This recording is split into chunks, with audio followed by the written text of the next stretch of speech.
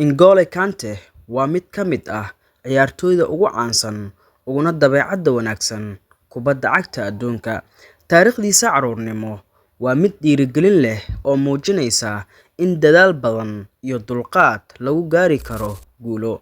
Haddaba waxaan idinkaga soo diyaariyey 10 qodob oo muhiim ah oo ku saabsan carruurnimadiisa. Hase yeeshee is-xasuusin, haddii ay tahay markii ugu horeysay ee aad soo booqato barteena YouTube, fadlan subscribe noo saar, sidoo kale like saar muuqaalka oo u share garay saaxiibadaada. Sidoo kale haddii aad iga daawanayso Facebook page-keena Guriga Ciyaaraha TV, fadlan na soo follow garay, like saar muuqaalkan oo u share garay saaxiibadaada. Mahadsanid. Aan u sii gudagalno qodobkeena koowaad, carruurnimadiisii iyo bilowgii adkaa. N'Golo Kante wuxuu ku dhashay magaalada Paris ee dalka Faransiiska sanadkii 1991. Waalidkiisuna waxay ka soo hijroodeen dalka Mali. N'Golo Kante wuxuu ku soo koray xaafad ka mid ah xaafadaha saboolka ah, isaga oo yaraantiisii ka shaqayn jiray ururinta qashinka iyo waxyaabaha dib loo warshadeeyo si uu qoyskiisa u caawiyo. N'Golo Kante tani waxay bartay qiimaha shaqada adag ay leedahay tan iyo yaraantiisii. 2. Qoyskiisa iyo xaaladda dhaqaale. Wuxuu ku soo koray qoys tiradoodu badnayd oo aan haysan dhaqaale badan. Aabihiis wuxuu geeriyooday markii uu Kante jiray 11 sano oo kaliya, taas oo qoyska ku keentay xaalad adag oo dhanka nolosha ah. Taasina waxay ku qasabtay N'Golo Kante inuu horey u bislaado. 3. Shaqadii ururinta qashinka. Intii uu yaraa, si uu qoyskiisa u caawiyo, Kante wuxuu ka shaqaysan jiray ururinta qashinka dib loo warshadeeyo sida biraha iyo caagagga.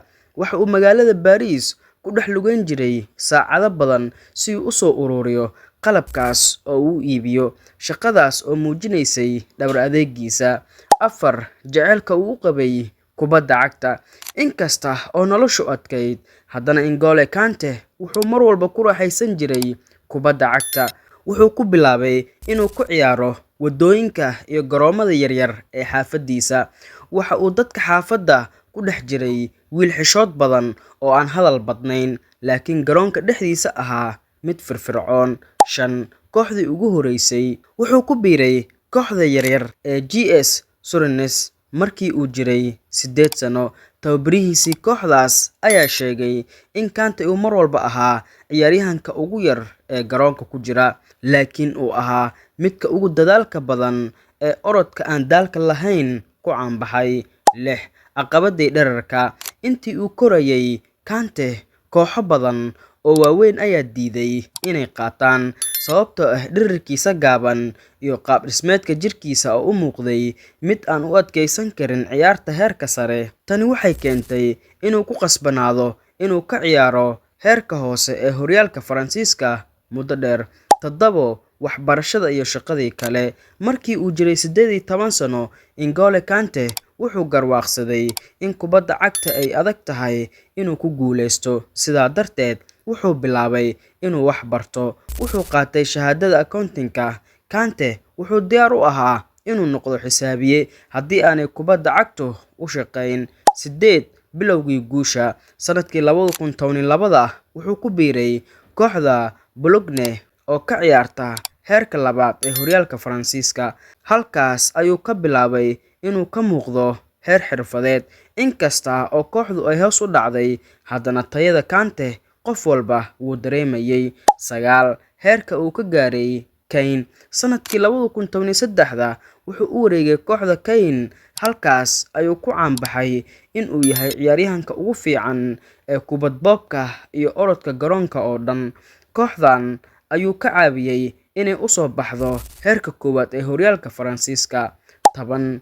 Dulqaadkiisa oo u miro dhalay. N'Golo Kante wuxuu sanado badan ku qaatay heerka hoose ee horyaalada, wuxuuna si buuxda u bilaabay xirfadda heerka sare isaga oo da'diisu ahayd 23 sano, taas oo loo arko in uu yahay ciyaaryahan daahay oo dib ka soo kacay. Hase yeeshee, wuxuu naftiisa u caddeeyay in daqiiqad kasta oo uu soo maray carruurnimadiisa ay ahayd mid diyaar u ahayd inuu maanta gaaro heerka uu dunida kaga jiro maanta. Haddaba saaxiibayaal, waxaan soo gaarnay gabagabada iyo gunaanadka sheekada N'Golo Kante.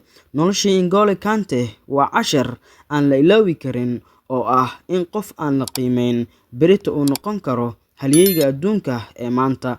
Laga soo bilaabo qashin aruurintii waddooyinka Paris ilaa kor u qaadistii koobka ugu weyn ee kubadda cagta, Kante wuxuu caddeeyay in is-hoosaysiintu, dulqaadku iyo dadaalka aan la kala joojin ay yihiin furaha dhabta ah ee guusha. Waa qof naftiisa ka dhigay mid aan laga maarmin, isagoo muujiyay in awoodda runta ahi aysan ku xirnayn qaab dhismeedka jirka, balse ay ku xiran tahay qalbiga iyo rabitaanka qofka. Kante waa caddeyn ah in haddii aad ka soo bilowdo meesha ugu hooseysa, hadafkaaga iyo dhabar adeegaagu ay ku geyn karaan meesha ugu sareysa ee adduunka. Haddaba saaxiibayaal, waxaa inoogu eg qisadii N'Golo Kante. Intaan ku kulmi doono qiso tan la mid ah, waxaan idinkaga tegayaa sidaas iyo nabadgelyo.